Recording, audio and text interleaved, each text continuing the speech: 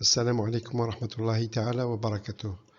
Bonjour, nous allons vous présenter dans ces cours la durabilité des matériaux en commençant par le béton. Ce cours sera présenté par le professeur Mohamed Benchir et s'intitule pour cette partie l'endommagement des ouvrages en béton.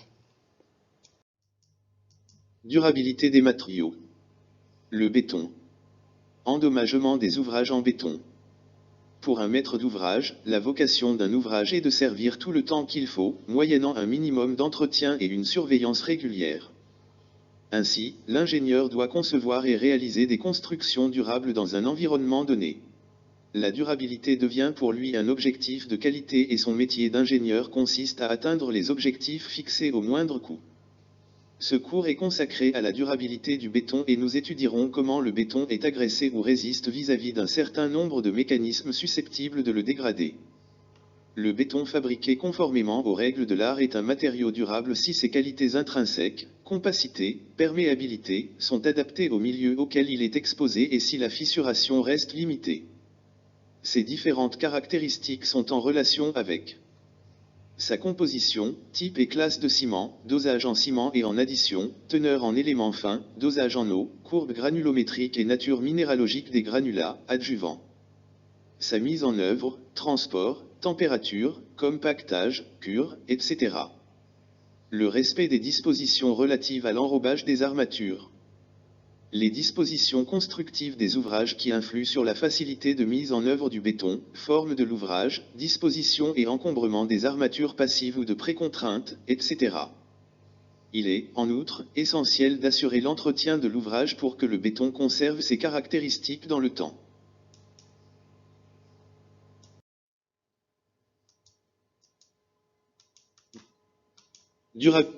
Durabilité des matériaux. Le béton. Origine des dommages dans les structures béton. Les origines de détérioration ou des dommages du béton sont soit technologiques, composition du béton, et qui présentent 42% des dommages, soit constructives, la mise en œuvre, soit conceptuelle.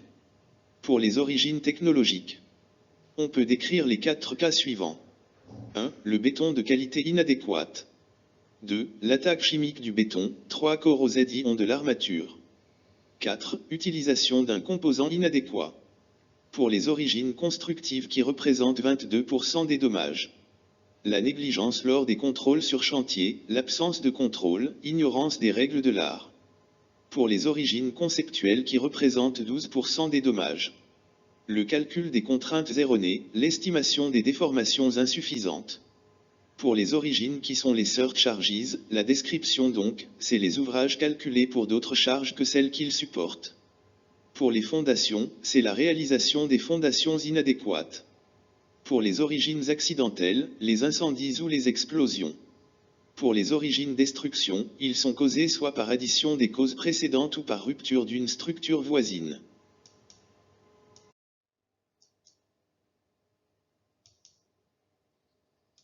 Durabilité des matériaux.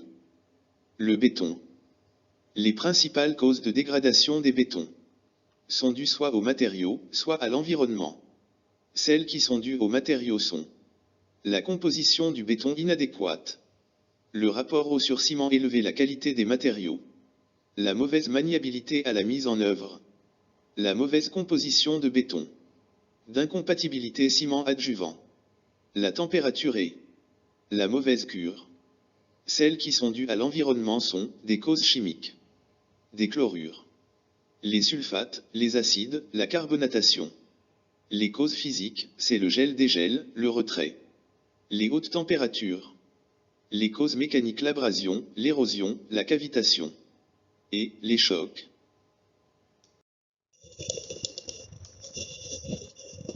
Mécanismes de dégradation chimique. Les mécanismes de dégradation par réaction chimique des bétons sont complexes. Ils peuvent conduire à la détérioration du matériau mais peuvent aussi, sous certaines conditions, l'améliorer. 2 processus majeurs sont mis en jeu lors des attaques chimiques du béton. Dissolution et hydrolyse des composés hydratés. Précipitation de composés, avec caractère nocif ou non. L'attaque du béton au contact d'une eau pure ou d'une solution plus ou moins chargée en ions agressifs se produit généralement selon ces mécanismes de dissolution / précipitation régis par des équilibres thermodynamiques.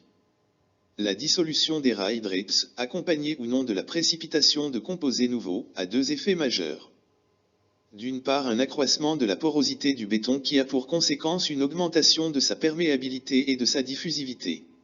L'augmentation de porosité se traduit également par une dégradation plus ou moins importante des caractéristiques mécaniques, module Young, résistance. D'autre part, selon la nature, la solubilité et les conditions de précipitation des composés néoformés, un gonflement et une fissuration plus ou moins importante du matériau, par exemple, suite à la formation d'étringite due à une agression par des sulfates d'origine externe.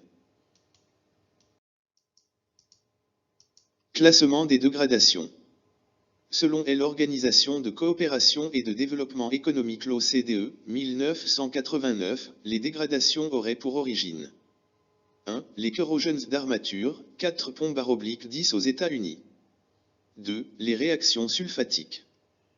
3 à 10. Les attaques acides, le gel, les eaux pures, l'eau de mer. 10. L'alcali-réaction, plus de 1000 ponts en France.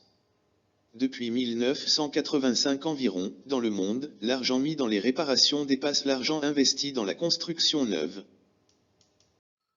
Dans cette diapositive, nous allons vous présenter la détérioration du béton par les réactions chimiques. On remarque qu'il y a trois phases. La phase A, la phase B, la phase C.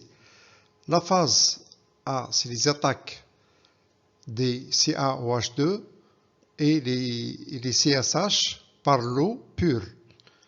La solubilité de calcium est de 1,7 g par litre à 20 degrés Celsius. La phase B, c'est la phase des solutions acides formant de chlorure de calcium et de l'acétate de calcium. La phase B1, il y a des déplacements, on peut retrouver les déplacements des ions Ca2+ en produits solubles. Dans la phase B2, c'est les solutions d'acide oxalique et ces sels, formant l'oxalate de calcium et elles se forment par déplacement des ions Ca2+ en produits insolubles non expansifs. La phase B3, qui est l'attaque de l'eau de mer, peut à long terme affaiblir les CSH et par la substitution du Mg2+ et de Ca2+. La phase C, c'est la phase des réactions entraînant les formations de produits expansifs et cela se fait par l'attaque des sulfates formant l'étringite et le gypse et la formation ou les réactions alcali-granulats et la corrosion des aciers et le béton. Donc on peut voir dans toutes les trois phases qu'il y a soit un accroissement de la contrainte interne, soit l'accroissement de la porosité et la perméabilité. Donc, dans les trois phases, la phase B entraînant l'accroissement de la porosité et de la perméabilité ainsi que la phase A. La phase C, elle entraîne l'accroissement de la contrainte interne. Enfin, tout ça s'amène à une perte d'alcalinité du béton, la perte de masse, la croissance du processus de détérioration, la chute de résistance et de rigidité, la fissuration et l'éclatement pustule et la déformation.